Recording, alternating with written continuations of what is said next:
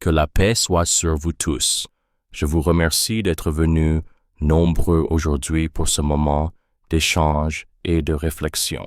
Je m'appelle Yassine Al-Haddad, sportif professionnel, engagé depuis plusieurs années dans le dialogue, le respect et les valeurs humaines universelles que le sport m'a apprises, la discipline, l'équité et la fraternité. Cher professeur Dr. Zakir Naik, c'est pour moi un honneur de pouvoir vous poser une question devant ce public divers, uni par la recherche de la vérité et de la paix. Ma question concerne la crise de la Coupe du Monde, les interdictions de voyage décidées par Donald Trump et la pression qu'elles exercent sur l'Europe et sur le monde du sport en général. Ma question est simple. À la lumière du Coran et des enseignements de l'islam, comment devons-nous comprendre ces décisions politiques qui divisent et quel message l'islam adresse-t-il à l'humanité lorsque le sport, censé rassembler les peuples, devient un terrain de tension, d'exclusion et de peur? Au nom d'Allah, le tout miséricordieux, le très miséricordieux. Mon cher frère Yassine, je te remercie pour cette question pertinente et profonde, et je remercie également ce public, musulman et chrétien, d'être ici dans un esprit d'écoute et de respect. Le sujet que tu évoques touche à plusieurs dimensions. La politique internationale, le sport comme langage universel, la peur de l'autre, et surtout les valeurs morales qui devraient guider l'humanité. L'islam, à travers le Coran et la sunna du prophète Mohammed, paix et bénédiction sur lui, apporte des principes intemporels qui éclairent ces situations, même lorsqu'elles semblent nouvelles ou complexes. Allah subhanahu wa ta'ala dit dans le Coran, Surat al-Hujurat, verset 13, « Ô homme, nous vous avons créé d'un mâle et d'une femelle, et nous avons fait de vous des nations et des tribus, pour que vous vous connaissiez.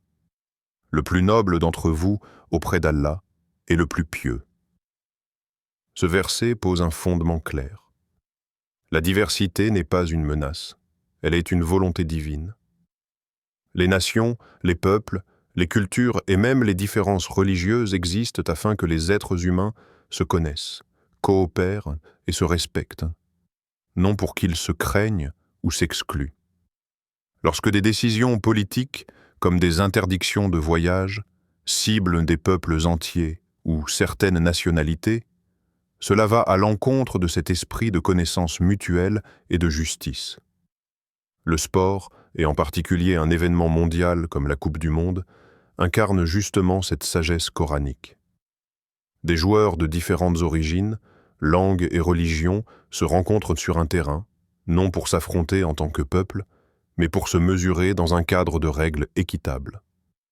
Le prophète Mohammed, paix sur lui, a dit dans un hadith authentique: « Aucun arabe n'est supérieur à un non-arabe, et aucun non-arabe n'est supérieur à un arabe, aucun blanc n'est supérieur à un noir, ni aucun noir à un blanc, si ce n'est par la piété. » Ce principe d'égalité humaine est fondamental.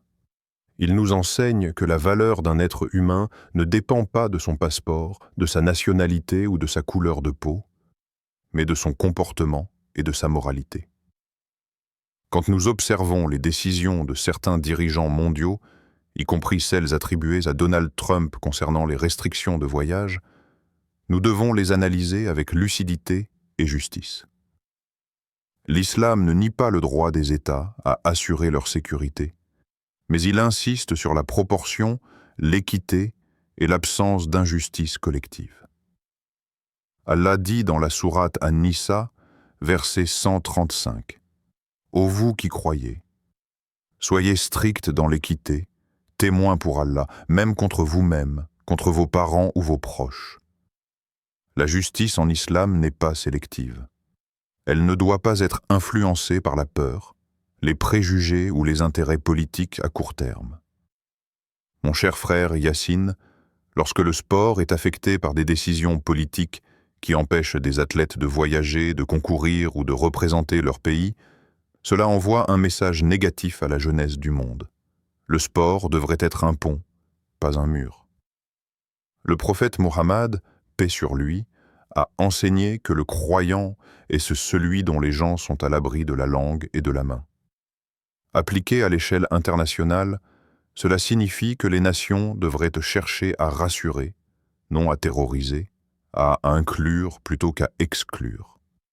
Le Coran nous rappelle également, dans la sourate Al-Maïda, verset 8, que la haine pour un peuple ne vous incite pas à être injuste. Soyez juste, cela est plus proche de la piété. Même en situation de conflit ou de tension, l'injustice n'est jamais une solution. Les interdictions de voyage généralisées, lorsqu'elles sont perçues comme visant des communautés entières, nourrissent le ressentiment, la frustration et le sentiment d'humiliation. Or, l'islam cherche à apaiser les cœurs, non à les durcir. Dans le contexte européen, la pression que tu évoques est réelle. L'Europe se trouve souvent prise entre des alliances politiques, des impératifs sécuritaires et ses propres valeurs proclamées de liberté et de fraternité. L'islam invite les musulmans vivant en Europe, comme ailleurs, à être des acteurs positifs, à respecter les lois tout en rappelant par leur comportement exemplaire que la coexistence pacifique est possible.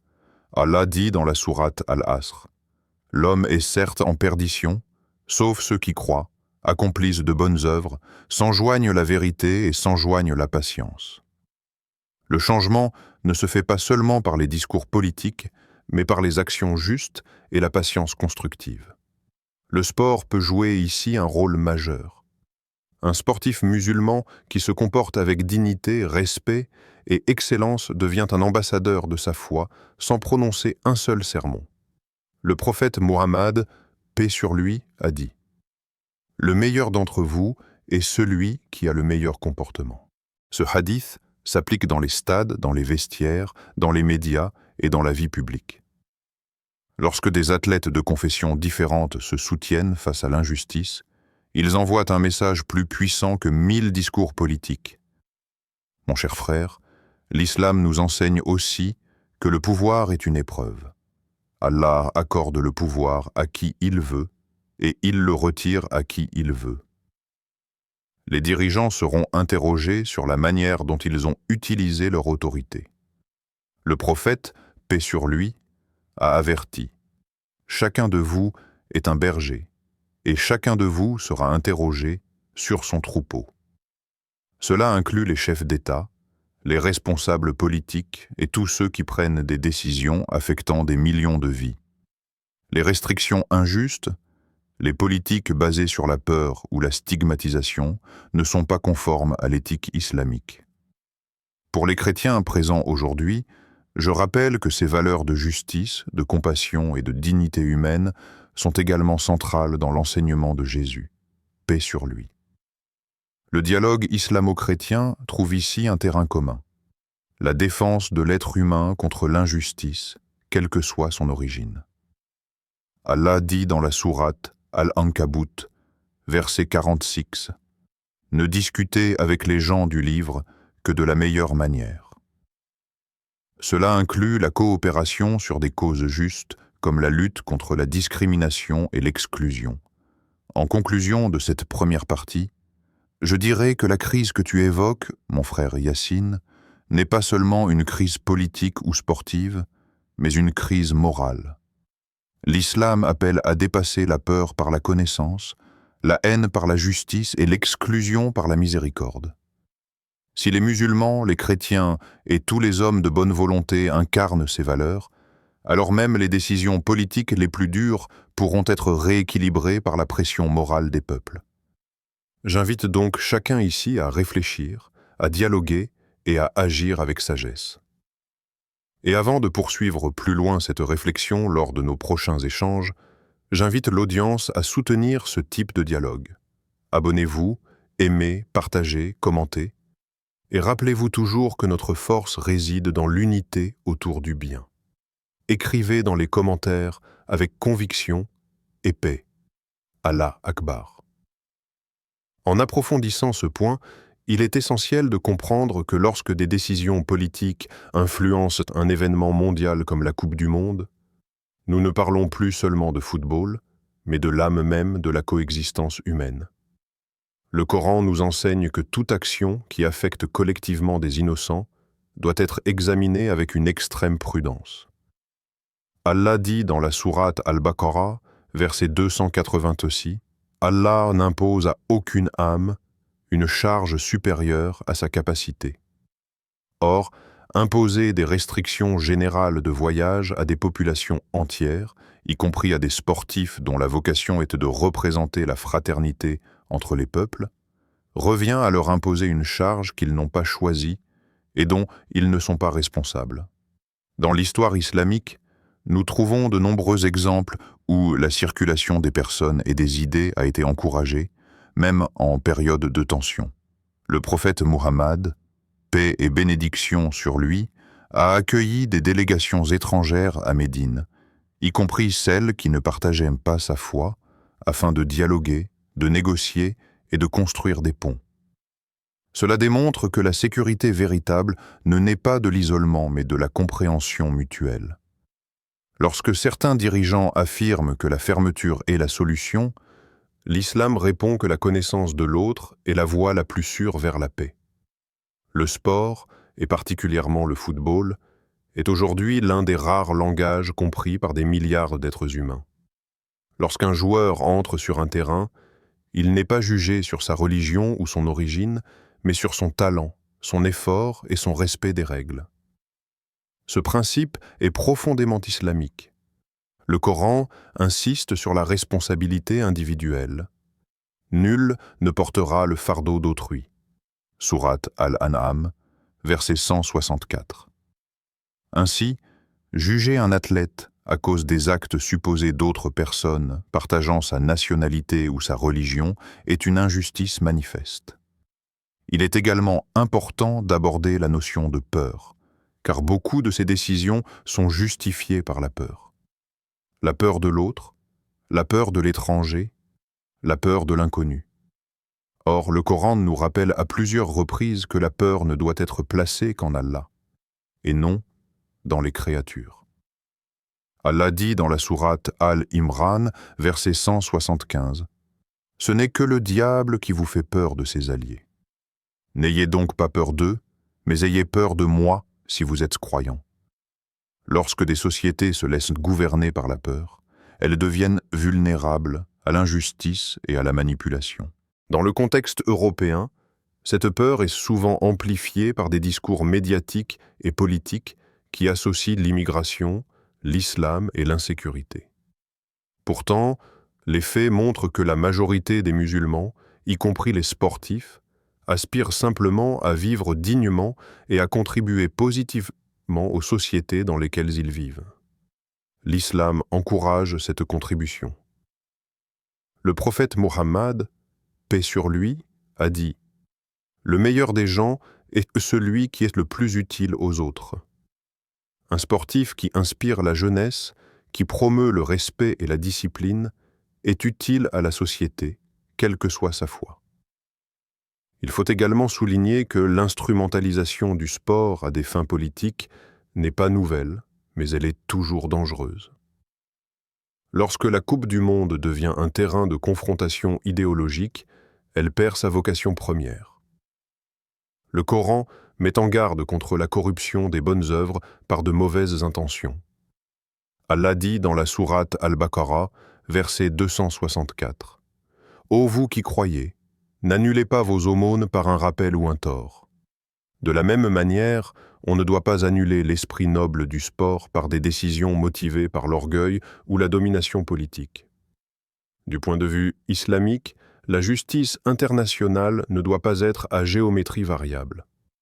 Si l'on défend la liberté de circulation pour certains et qu'on la refuse à d'autres sans preuve individuelle de faute, on crée un déséquilibre moral. Allah ordonne, et lorsque vous jugez entre les gens, jugez avec équité. Sourate An-Nisa, verset 58. Cette équité doit s'appliquer aussi bien aux puissants qu'aux faibles, aux alliés qu'aux adversaires. Le sport offre une opportunité unique de rappeler ces principes. Lorsque des joueurs de différentes confessions prient chacun à leur manière avant un match, ou se soutiennent après une défaite, ils montrent au monde que la diversité peut être harmonieuse. L'islam ne demande pas l'uniformité, mais l'harmonie. Le Coran compare la communauté humaine à une création équilibrée, où chaque élément a sa place. Exclure une partie de cette création, c'est perturber l'équilibre voulu par Allah. Il est aussi nécessaire de parler de la responsabilité des musulmans eux-mêmes. Face à l'injustice, l'islam ne prône ni la passivité ni la violence, mais la sagesse. Allah dit dans la sourate An-Nahl, verset 125, «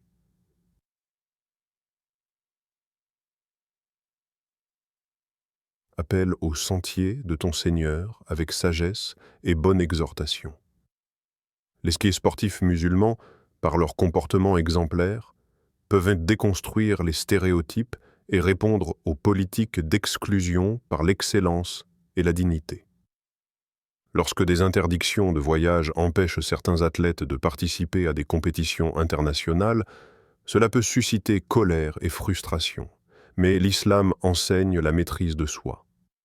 Le prophète, paix sur lui, a dit « Le fort n'est pas celui qui terrasse les gens par sa force, mais celui qui se maîtrise lorsqu'il est en colère. » Cette maîtrise permet de transformer l'épreuve en témoignage moral.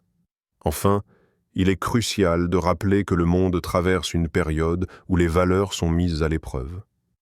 Le sport, la politique et la religion s'entrecroisent de manière complexe. L'islam offre un cadre éthique stable, fondé sur la justice, la miséricorde et la responsabilité. Allah se décrit lui-même comme le très miséricordieux, avant même de mentionner sa puissance. Cela nous enseigne que la miséricorde doit toujours précéder la force. Ainsi, lorsque nous analysons la crise de la Coupe du Monde et les restrictions de voyage qui l'entourent, nous devons dépasser les slogans et revenir aux principes. Le sport doit rester un espace où l'humanité se reconnaît comme une seule famille, malgré ses différences. L'islam appelle à préserver cet espace, à le protéger des divisions artificielles et à rappeler que la dignité humaine est sacrée. Tant que ces valeurs ne seront pas pleinement intégrées dans les décisions internationales, les crises se répéteront sous différentes formes, et l'humanité continuera de chercher un équilibre qu'elle ne trouvera que dans la justice et la sagesse. Si nous regardons encore plus profondément cette question, nous réalisons que la crise autour de la Coupe du Monde n'est qu'un miroir d'un problème bien plus vaste. La manière dont l'humanité gère le pouvoir, la peur et la différence. Le Coran ne traite pas seulement de la spiritualité individuelle, il aborde aussi les relations entre les peuples et les nations.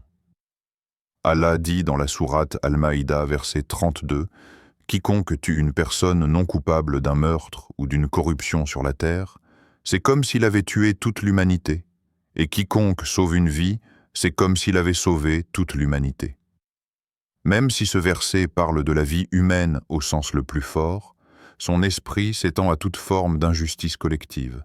Exclure, humilier ou priver des innocents de leurs droits fondamentaux, même symboliquement, participe à une forme de violence morale contre l'humanité tout entière. Dans le sport, cette violence morale se manifeste lorsque des joueurs sont réduits à des étiquettes, ressortissants de tel pays, appartenant à telle religion, perçus comme une menace. Or, l'islam rejette catégoriquement cette logique de généralisation. Le prophète Muhammad, paix sur lui, a clairement établi la responsabilité individuelle comme principe fondamental. Jamais il n'a puni un groupe entier pour la faute supposée de quelques-uns. Cette sagesse prophétique devrait inspirer les dirigeants contemporains, surtout lorsqu'ils prennent des décisions qui affectent des millions de personnes et l'équilibre mondial. Il faut aussi comprendre que la Coupe du Monde n'est pas seulement un événement sportif, c'est une plateforme culturelle et humaine. Lorsque des supporters voyagent, lorsqu'ils chantent, lorsqu'ils se rencontrent, ils créent des liens invisibles mais puissants. Empêcher ces rencontres sous prétexte de sécurité, sans distinction claire et juste, revient à couper ces liens avant même qu'ils ne se forment. Le Coran au contraire, encourage la rencontre et l'échange.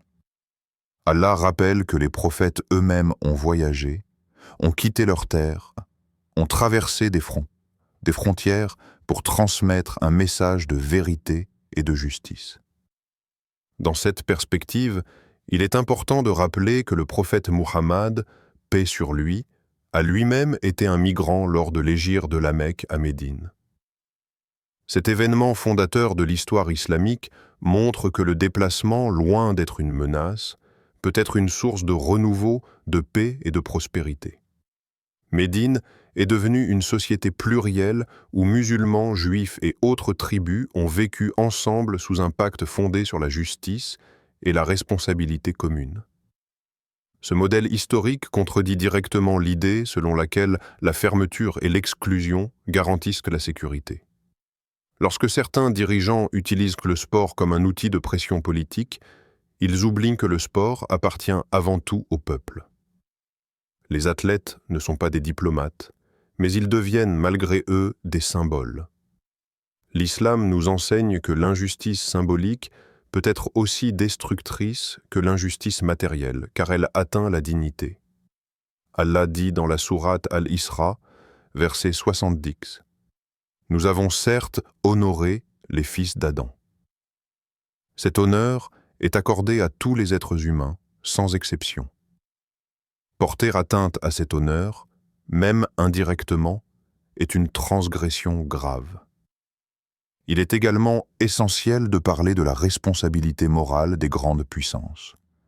L'islam ne mesure pas la vérité à la force, mais la force à la vérité. Allah rappelle à plusieurs reprises dans le Coran que les nations puissantes du passé ont été détruites lorsqu'elles ont sombré dans l'arrogance et l'injustice. Pharaon, par exemple, possédait le pouvoir, mais il l'a utilisé pour opprimer, et son destin est devenu un avertissement pour les générations futures. Cela montre que la domination politique n'est jamais un gage de légitimité morale. Dans le contexte actuel, l'Europe se trouve sous pression non seulement à cause de décisions extérieures, mais aussi à cause de ses propres contradictions internes. Elle se présente comme un espace de droits de l'homme, de liberté et d'égalité, mais elle hésite parfois à défendre ses valeurs lorsque la peur s'installe. L'islam invite à la cohérence morale. Allah dit « Pourquoi dites-vous ce que vous ne faites pas ? C'est une grande abomination auprès d'Allah. » Sourate As-Saf, versets 2 à 3. Cette interpellation concerne aussi bien les individus que les sociétés. Le rôle des musulmans dans ce contexte est crucial. Ils ne doivent ni se replier sur eux-mêmes, ni répondre à l'injustice par l'injustice. Le prophète Muhammad, paix sur lui, a montré que la patience active, associée à la fermeté morale, est la voie la plus efficace. Lorsqu'il a été persécuté à la Mecque, il n'a pas cessé d'appeler à la justice, mais il l'a fait sans perdre sa dignité ni son éthique. Ce modèle est particulièrement pertinent pour les sportifs musulmans confrontés à des discriminations ou à des restrictions injustes. Le sport, par sa visibilité mondiale, offre une opportunité unique de transmettre des valeurs islamiques sans confrontation directe. Un joueur qui respecte ses adversaires, qui refuse la provocation, qui fait preuve d'humilité dans la victoire et de patience dans la défaite, incarne l'éthique islamique de manière silencieuse mais éloquente. Le prophète, paix sur lui, a dit « Allah est doux et il aime la douceur dans toute chose. » Cette douceur, lorsqu'elle s'est associée à la fermeté sur les principes, peut transformer les perceptions et ouvrir des cœurs. Il faut également rappeler que la peur de l'islam, souvent exploitée dans les discours politiques, repose sur une méconnaissance profonde de ses enseignements. L'islam ne prône pas le chaos, mais l'ordre, pas la violence, mais la justice, pas l'isolement, mais la responsabilité collective. Lorsque des politiques d'exclusion sont justifiées par une prétendue menace islamique, elles trahissent une ignorance des valeurs réelles de cette religion. Le Coran appelle les croyants à être des témoins de justice pour l'humanité, même lorsque cela va à l'encontre de leurs propres intérêts. Dans cette crise, Le dialogue islamo-chrétien a un rôle essentiel à jouer. Les chrétiens, tout comme les musulmans, croient en la dignité de l'homme créé par Dieu. Ensemble, ils peuvent rappeler aux dirigeants que le sport doit rester un espace sacré de rencontres humaines et non un champ de bataille idéologique.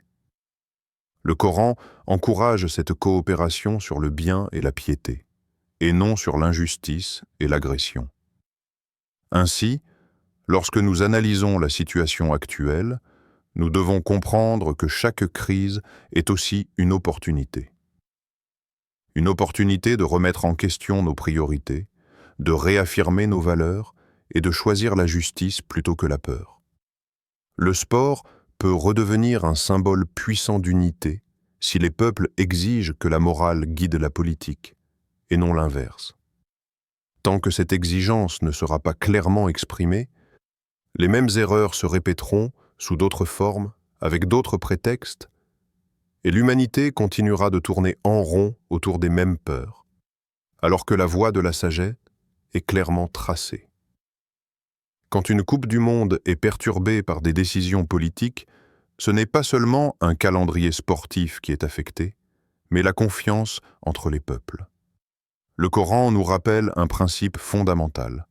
Allah aime la justice et déteste l'oppression, quelle que soit sa forme. Dans la sourate Ash-Shura, verset 42, Allah dit clairement que le blâme ne repose que sur ceux qui oppriment les gens et transgressent injustement sur terre. Cela signifie que toute politique qui pénalise collectivement des innocents doit être examinée avec une conscience morale éveillée. Le football, en particulier, a cette capacité unique de rassembler des millions de cœurs autour d'un même instant. Quand un but est marqué, les différences de langue, de culture et parfois même de religion s'effacent. Cet esprit d'unité correspond à ce que l'islam encourage dans les relations humaines. Allah dit dans la sourate Al-Imran, verset 103, « Et cramponnez-vous tous ensemble au câble d'Allah et ne soyez pas divisés. » Même si ce verset s'adresse d'abord aux croyants, son esprit s'étend à toute l'humanité. La division affaiblit, l'unité renforce. Lorsque des interdictions de voyage sont imposées sans discernement, elles envoient un message dangereux, celui de la suspicion généralisée.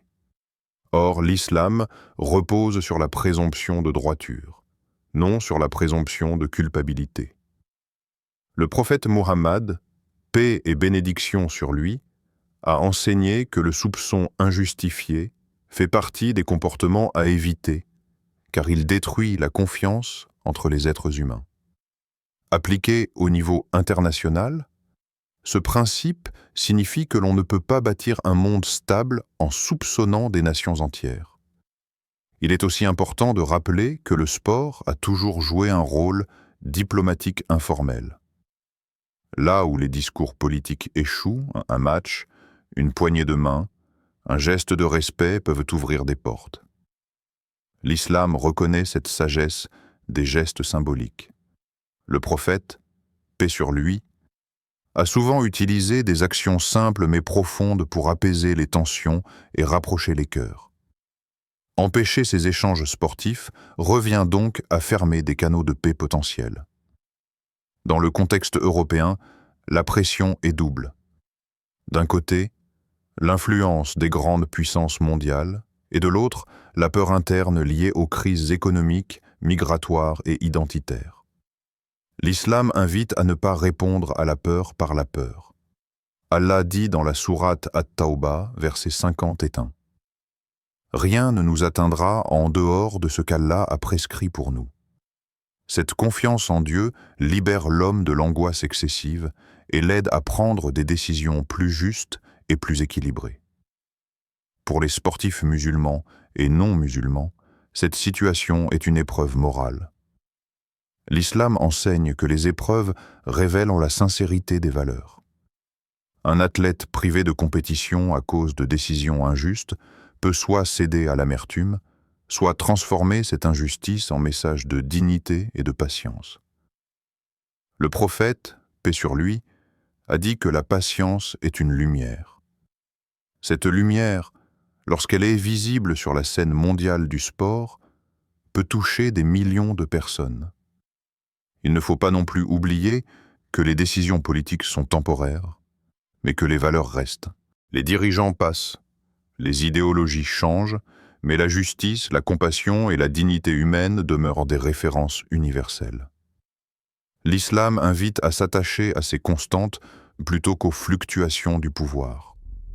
Allah rappelle dans le Coran que les jours alternent entre les gens, afin qu'ils réfléchissent et tirent des leçons. Ainsi, au cœur de cette crise de la Coupe du Monde, le message islamique reste clair et cohérent. Ne pas sacrifier l'humain sur l'autel de la peur, ne pas utiliser le sport comme un outil de division, et ne pas oublier que chaque être humain porte une dignité donnée par Dieu. Tant que ces principes ne guideront pas les décisions internationales, les crises se multiplieront sous différentes formes.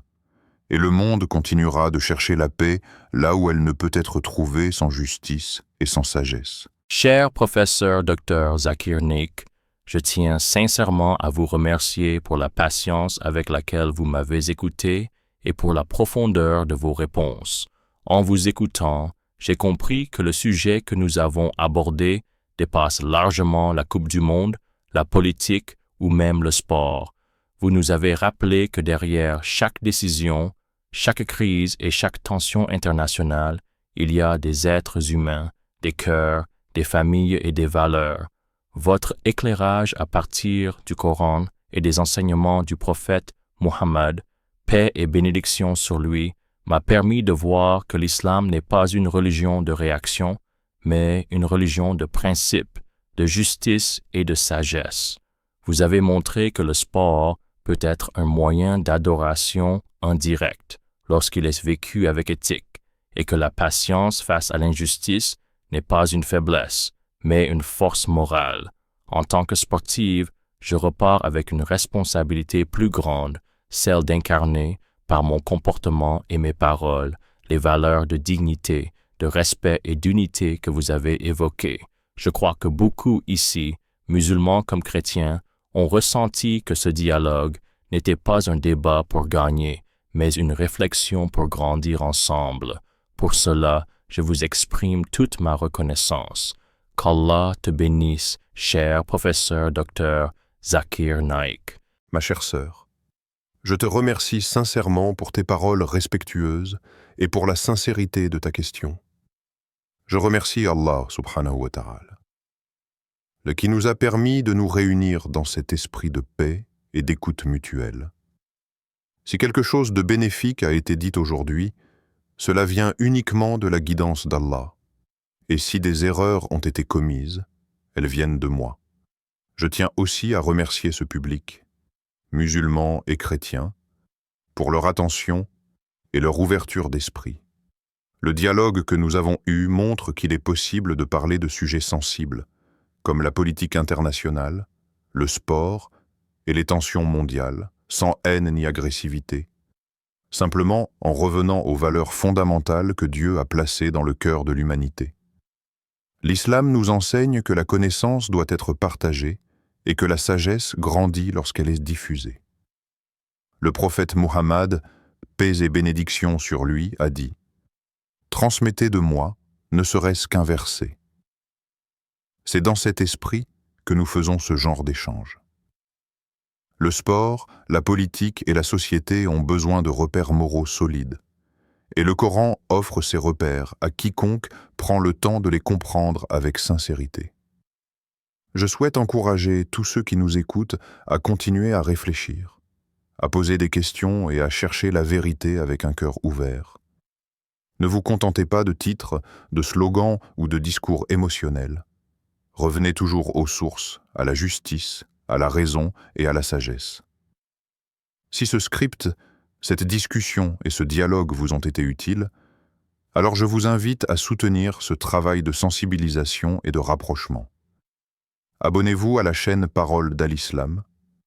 Aimez cette vidéo afin que son message puisse toucher davantage de personnes. Partagez-la autour de vous et surtout, participez dans les commentaires en posant vos questions, vos réflexions et vos interrogations concernant ce script et les thèmes abordés. C'est par l'échange sincère et le dialogue respectueux que les malentendus disparaissent et que les cœurs se rapprochent.